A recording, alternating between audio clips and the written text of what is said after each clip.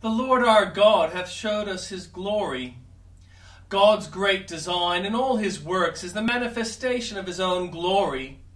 Any aim less than this were unworthy of himself, but how shall the glory of God be manifested to such fallen creatures as we are? Man's eye is not single.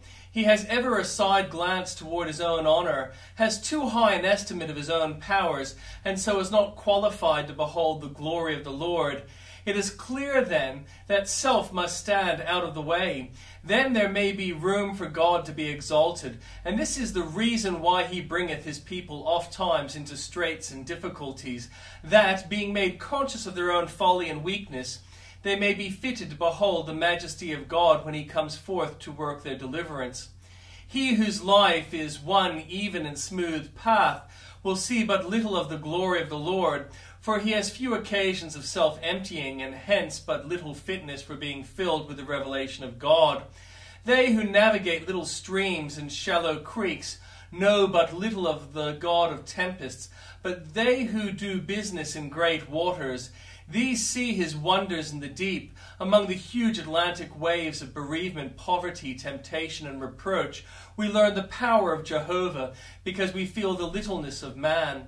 Thank God, then, if you have been led by a rough road, it is this which has given you your experience of God's greatness and loving kindness. Your troubles have enriched you with a wealth of knowledge, to be gained by no other means. Your trials have been the cleft of the rock in which Jehovah has set you, as he did his servant Moses, that you might behold his glory as it passed by. Praise God that you have not been left to the darkness and ignorance which continued prosperity might have involved, but that in the great fight of affliction you have been capacitated for the outshinings of his glory and his wonderful dealings with you. At bruised reed shall he not break, and smoking flax shall he not quench? What is weaker than the bruised reed or the smoking flax? A reed that groweth in the fen or marsh, but the wild duck light upon it, and it snaps. But let the foot of man brush against it, and it is bruised and broken. Every wind that flits across the river moves it to and fro. You can conceive of nothing more frail or brittle, or whose existence is more in jeopardy than a bruised reed. Then look at the smoking flax. What is it? It has a spark within it. It is true, but it is almost smothered. An infant's breath might blow it out. Nothing has a more precarious existence than its flame.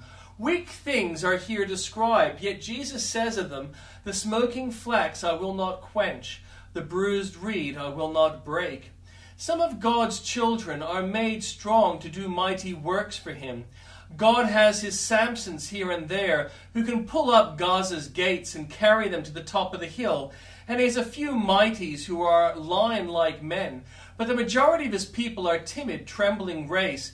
They are like starlings, frightened at every passerby, a little fearful flock. If temptation comes, they are taken like birds in a snare. If trial threatens, they are ready to faint. Their frail skiff is tossed up and down by every wave.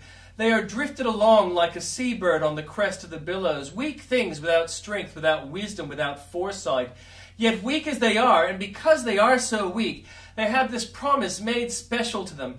Here in his grace and graciousness, here in his love and loving kindness, how it opens to us the compassion of Jesus, so gentle, tender, considerate.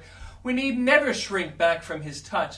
We need never fear a harsh word from him, though he might well chide us for our weakness. He rebuketh not. Bruised reed shall have no blows from him, and the smoking flax no damping frowns.